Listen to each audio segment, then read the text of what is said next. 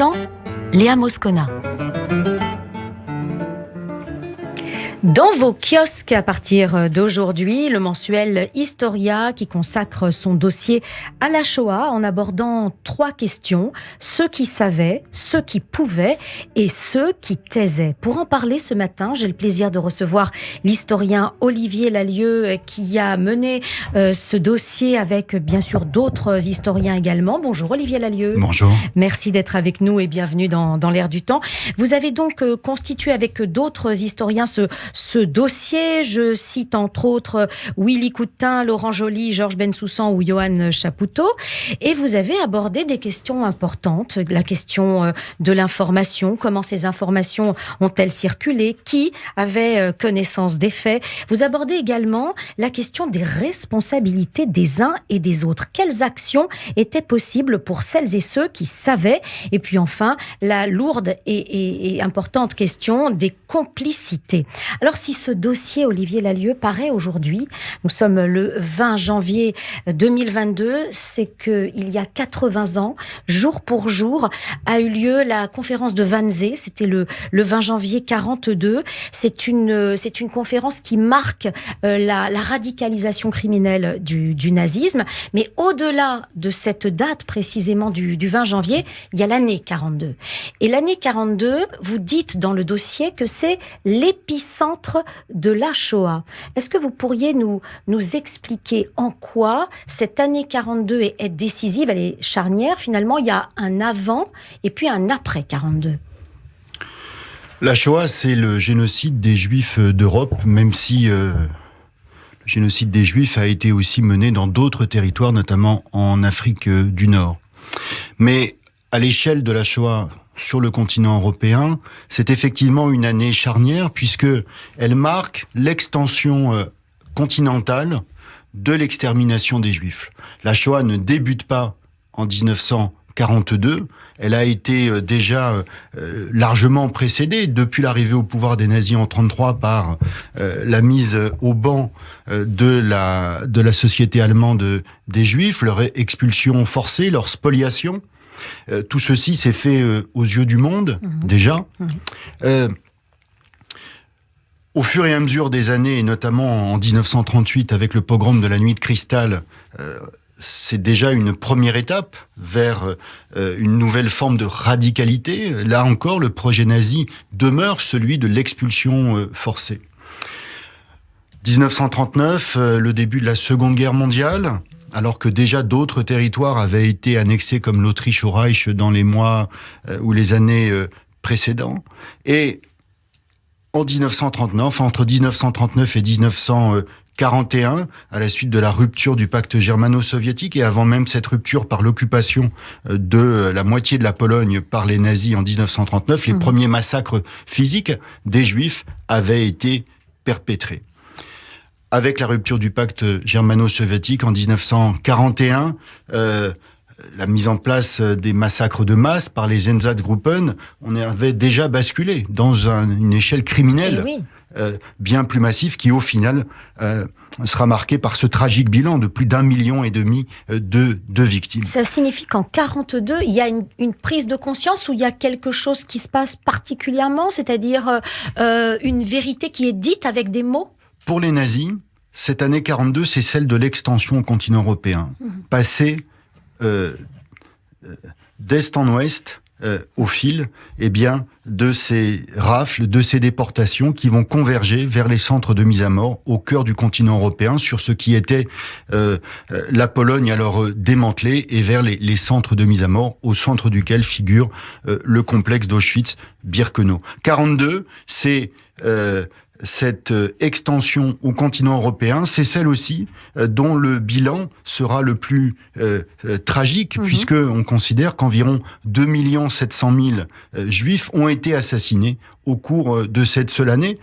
C'est également le cas pour les Juifs de France, plus de la moitié d'entre eux auront été déportés au cours de cette seule année et pour le plus grand nombre, assassinés. Mais en ce qui concerne l'information, la connaissance des faits, la circulation de ces informations, est-ce que 42 est particulière? C'est-à-dire, est-ce que à partir de 42, nul ne peut ignorer ce qui se passe en Allemagne, en Pologne et puis dans le reste des pays européens? Est-ce que on peut dire que au-delà de 42, on ne peut pas ignorer? Il faut être très prudent. D'abord parce que d'une manière générale, on aborde cette question avec le recul du temps. Et il ne faut pas faire d'anachronisme. Ce qu'on sait aujourd'hui n'est pas su par les contemporains de l'époque et il faut se garder de tout jugement trop expéditif. Ce qui est certain, c'est que cette année 42, elle est marquée à la fois par cette extension européenne, cette criminalité de masse qui atteint une forme d'acmé, et en même temps, c'est aussi l'année où, de manière quasi concomitante, les premières informations décisives sur ce qui est en train de se jouer au cœur du continent européen sont divulguées au niveau d'un certain nombre de responsables politiques et militaires, à l'initiative de résistants au premier chef juifs dans les territoires, notamment en Pologne. Donc eux qui sont directement confrontés à cette menace d'extinction dont ils prennent directement conscience, restituent ces informations, tentent d'appeler au secours le reste du monde. Oui, à partir donc de 1942. Donc ces informations vont commencer à circuler en dehors de l'Allemagne et de la Pologne. Est-ce que ces informations-là nous parlent du caractère exceptionnel? Déjà, est-ce qu'on a un recul suffisant pour comprendre que ce qui se passe là, à ce moment-là, c'est singulier, c'est unique, c'est tellement ignoble et c'est tellement nouveau que on n'a jamais vu ça avant? Est-ce qu'on a cette sensation-là, on a cette connaissance-là, je veux dire? Il y a dans les rapports de la résistance juive polonaise, transmis au gouvernement en exil à Londres. Il y a dans le télégramme Rigner, on y reviendra peut-être tout à l'heure, transmis au Congrès juif mondial en août 1942, la conscience et la dénonciation de crimes de masse qui visent dans sa globalité l'existence des Juifs sur ces territoires-là. Et je dirais par ailleurs que pour ce qui est à l'œuvre et d'une manière tout à fait singulière et dans sa tragédie, pour les Juifs de Pologne, eh bien, pour les Juifs de France, par exemple, il y a dans la déclaration de Monseigneur Saliège, l'archevêque de Toulouse en août 1942, lui remonte des informations sur la rafle du Veldiv, lui remonte des informations sur les scènes tragiques qui se sont déroulées dans les semaines précédentes dans les camps de Noé et Recebedou, 2 camps d'internement dans la périphérie de Toulouse. Ces informations-là, ce sont celles qu'il possède.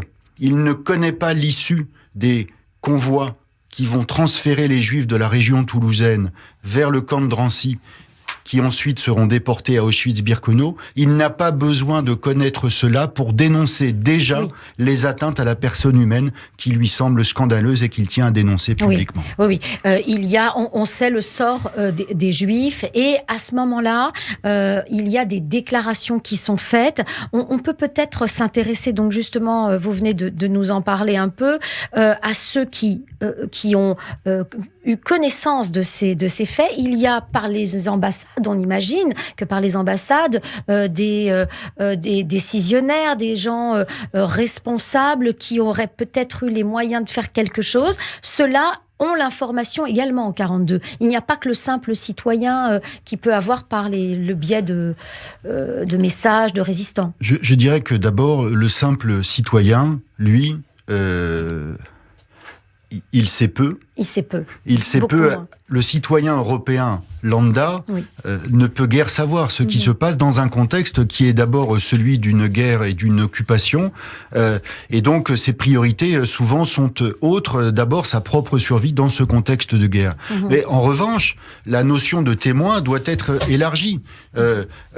Il est certain que, au sein de la population allemande, parmi les voisins des territoires où l'extermination physique se déroule à l'est de l'Europe, au cœur de l'Europe, sur l'ancien territoire polonais, certains sont directement les témoins de cette extermination physique, voire pour certains d'ailleurs en sont complices ou en profitent. Donc cette information-là parcellaire, elle existe pour une petite minorité. En France, il faut reconnaître que les informations sur les rafles vont circuler, que l'impact des rafles de l'été 42 en zone nord et en zone sud vont être un élément marquant pour faire basculer l'opinion publique. Les gens alors ne savent pas, pour la majorité d'entre eux, évidemment que à l'issue de ces rafles, il y a un traitement qui sera celui du gazage homicide dans les chambres à gaz d'Auschwitz-Birkenau. Mais en revanche, ils dénoncent ces atteintes à la dignité humaine, à la personne humaine. Ils le font parfois publiquement, rarement, comme Monseigneur Saliège ou Monseigneur Théas. Mais il y a, à l'échelle des gouvernements, à l'échelle des administrations politiques et des institutions militaires, des faisceaux d'informations à l'ouest comme à l'est qui remontent, des interpellations directes pour venir au secours de ces populations civiles martyrisées. À chaque fois, ces informations-là seront, je dirais, pour un certain nombre d'entre elles, reléguées en page 7, pour reprendre le terme de l'historienne Laurel Leff à propos du New York Times, mais souvent, je dirais, mises de côté, parce que la priorité donnée au sauvetage des Juifs ne sera jamais accordée. Eh oui. Alors justement, on en vient à cette question de ceux qui pouvaient finalement. Les chefs d'État anglais, américains ont eu connaissance. Jan Karski, par exemple. On peut donner l'exemple de cet homme qui a vu Roosevelt, ne serait-ce qu'une heure, mais il a vu également son équipe. Il a aussi eu connaissance, il a donné ses informations en Grande-Bretagne. Donc, ces Américains et ces Anglais dénoncent, mais ne font rien. Comment expliquer cette inaction ? Alors, vous avez raison d'insister sur le rôle tout à fait capital de Jan Karski, cet officier de l'armée polonaise, ce résistant qui est chargé donc de collecter des informations sur la situation de la Pologne sous domination nazie, qui va être exfiltré du territoire polonais jusqu'à Gibraltar en novembre 1942, et de là rejoindre Londres, où il va rencontrer un grand nombre de dirigeants du gouvernement polonais en exil, de dirigeants politiques et de l'administration britannique, avant de rejoindre les États-Unis en 1943. Le parcours on n'aura pas le temps ici évidemment, mais on peut renvoyer ici évidemment à l'interview la captation qui a été faite de son témoignage par Claude Lanzmann, dans Shoah notamment, et qui permet de restituer cette belle et noble figure que fut Karski et les difficultés qui furent les siennes, les difficultés, voire les blocages auxquels il fut confronté pour, non pas tant, je dirais, convaincre, il a pu délivrer les informations. Il a pu sensibiliser, comme on le dirait aujourd'hui. Mais concrètement, malheureusement, ces informations-là n'ont pas eu de concrétisation dans l'aide apportée aux Juifs. Est-ce que vous diriez que les Anglais et les Américains ont fait plus de la politique, ils ont fait de la diplomatie, qu'est-ce qu'ils ont fait finalement en dehors de juste quelques déclarations, au détriment de ces vies humaines, ils ont fait de la politique? Alors, d'abord, il faut le dire aussi concrètement. Cette année 42, on pourrait dire d'une certaine manière, elle s'ouvre avec la conférence de Wannsee, le 20 janvier 1942, et d'une certaine manière, elle vient se clore avec cette déclaration de décembre 1942, la déclaration de St. James à Londres, où les gouvernements alliés viennent nommément dénoncer les persécutions et les massacres frappant les Juifs et menaçant leurs responsables d'être châtiés par la justice. Oui. Mais au-delà de mais en même temps, cette déclaration, c'est vrai que concrètement, elle ne va pas sauver de vie, mais elle permet de répondre 80 ans après aussi à celles et ceux qui, encore aujourd'hui, professent un négationnisme de la Shoah comme une invention des Alliés, née à la fin de la guerre. Voilà, dès décembre 1942, une déclaration officielle publique des principaux gouvernements alliés vient dénoncer les massacres de masse perpétrés contre les Juifs. Sauf que ce sont des chefs d'État. La déclaration, c'est bien, mais on peut imaginer qu'ils projettent de bombarder Auschwitz, par exemple. Or, ils ne le font pas. Alors, vous avez raison. Les dirigeants alliés, qu'ils soient anglo-saxons, français ou soviétiques, on va parler de font de la politique et conduisent la guerre. La défense des Juifs, l'aide aux Juifs ne sera jamais une priorité. Elle va passer après d'autres contingences qui vont conduire à ne pas détourner des moyens militaires pour tenter de stopper ou de freiner la déportation et l'extermination des Juifs. En 1944, cette question-là, centrale du bombardement d'Auschwitz, va directement être posée. C'est pas une question rétrospective que nous posons par nos consciences, je dirais, parfois larmoyantes. Non. En quelle année ça a été posé, cette question ? En 1944. Au moment de la déportation de ces plus de 400 000 Juifs de Hongrie, les responsables de la communauté juive en Hongrie, les responsables du Congrès juif mondial vont directement interpeller les gouvernements anglo-saxons pour demander le bombardement des chambres à gaz de Birkenau et, ou devrait-on dire, des voies d'accès à ce camp. Et cette opération ne sera pas autorisée alors même que le complexe d'Auschwitz-Birkenau sera bombardé à plusieurs reprises au cours de l'année 1944. Avant 1944, les Alliés occidentaux n'ont pas les moyens nécessaires pour réaliser cette opération militaire. Ils l'ont alors avec l'installation de base en Italie. Cette opération-là ne sera pas conduite alors même que le complexe militaro-industriel d'Auschwitz III, Buna-Monowitz, sera bombardé à plusieurs reprises. C'est l'usine de production de caoutchouc et de pétrole synthétique qui était l'objectif de la guerre, pas les chambres à gaz où les Juifs alors en masse étaient gazés. C'est presque de la non-assistance à personne en danger, je dirais. Parlons de la France. Alors, Vichy, c'est tout autre chose. On ne parle pas de passivité, là. Est-ce qu'on peut parler presque d'action collaboratrice dans votre dossier, je rappelle que vous avez mené avec d'autres historiens ce dossier Shoah du magazine Historia qu'on trouve dans les kiosques dès aujourd'hui. Vous en parlez. Vichy, c'est clairement une action collaboratrice. Oui, là, il n'y a pas de débat historiographique, malgré ce que certains souhaitent en dire. Dès 1942, et pourrait-on dire dès le début de l'occupation et de la collaboration d'État entre le Troisième Reich et le gouvernement de Vichy, une action anti-juive est menée.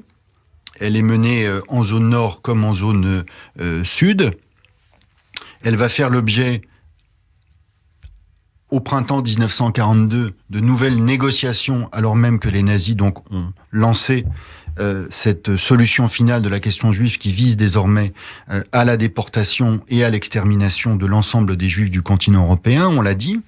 Pour cela, les nazis ont besoin de l'administration et de la police française.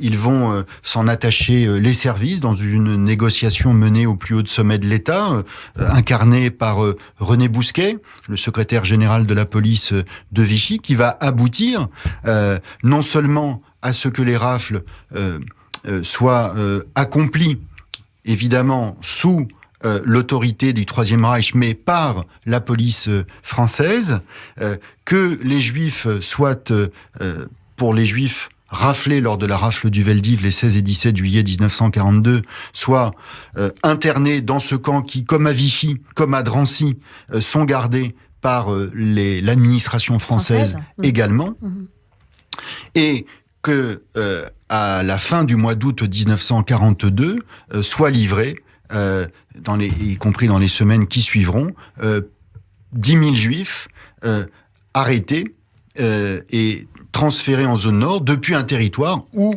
les troupes allemandes ne sont pas présentes. Donc Vichy a été complice, et cette complicité de crimes contre l'humanité, elle a été reconnue au plus haut sommet de l'État par le chef de l'État Jacques Chirac en 1995. Elle a été aussi reconnue par les tribunaux, notamment à l'occasion du procès de Maurice Papon. Et Vichy avait tout intérêt à vendre ces Juifs. On apprend dans votre dossier d'Historia qu'il y avait un double intérêt, le marché noir d'un côté, et puis les Juifs d'origine étrangère étaient communistes. Donc Vichy peut-être avait aussi un intérêt à collaborer bien cerné, bien défini. Alors ça, c'est ce que la propagande nazie et de Vichy veut faire croire. C'est que les Juifs sont des pourvoyeurs du marché noir et sont des agents communistes. Ça, c'est leur propagande. Mais ça ne correspond évidemment pas sociologiquement et dans les faits à cette réalité.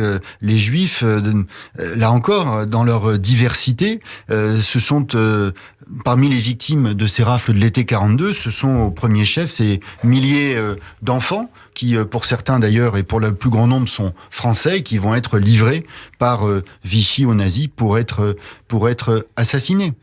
Alors, dans votre dossier, on parle de cette information qui circule, ceux qui ont eu connaissance, qui ont été tenus informés de ce qui se passait, et on parle des actions, ceux qui pouvaient. Nous venons de voir pour les chefs d'État, et il y a les citoyens. Et parmi ces citoyens, il y a ceux qui sont devenus des justes.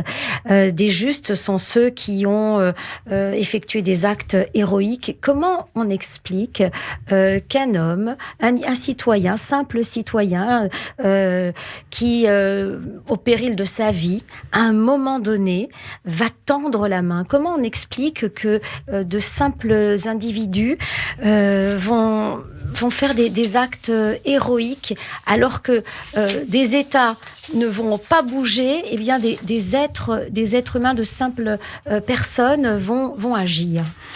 C'est tout l'enjeu du très bel article de Patrick Cabanel, qui est effectivement donc consacré à cette question des justes.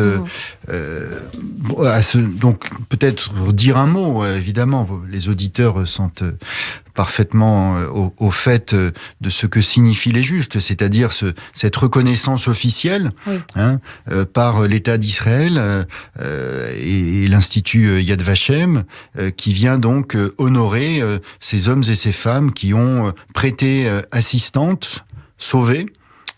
C'est des dizaines, en vérité, des dizaines de milliers de Juifs à travers le continent européen et même au-delà. Aujourd'hui, plus de 28 000 titres ont été décernés, principalement en Pologne, en France et aux Pays-Bas. Une grande diversité sociologique qu'analyse parfaitement Patrick Cabanel dans cet article. Il montre aussi, finalement, et toujours la grande simplicité de ces hommes et de ces femmes. Alors, au profil extrêmement divers, certains étaient des membres de ces administrations qui officiellement participaient ou étaient complices de l'accomplissement de ces crimes, des diplomates, Raoul Wallenberg, de Sousa Mendes, des industriels, mais aussi, vous l'avez dit, des hommes et des femmes qui parfois avec beaucoup de simplicité, toujours beaucoup d'humilité, ont caché, ont aider, avec des risques divers. L'aide aux Juifs était passible de la peine de mort sur le territoire de l'ex-Pologne. La situation était moins sans doute dangereuse en France, même si il faut souligner que là encore, un certain nombre de ces Justes en France ont été par la suite arrêtés et déportés. Alors, on retrouve tous ces articles sur ces 3 thèmes dont on a parlé. Le temps passe très vite. Malheureusement, on ne pourra pas parler de cette partie de votre dossier sur ceux qui taisaient, ceux qui avaient l'information, mais qui, pour diverses raisons, ont eu l'information. C'est très intéressant de retrouver ça sur le dossier. Merci infiniment, Olivier Lallieu. Je rappelle que c'est le dossier d'Historia, le magazine Historia qui sort aujourd'hui sur la Shoah, ceux qui savaient, ceux qui pouvaient et ceux qui taisaient. À bientôt sur notre antenne. Merci. Merci. Au revoir.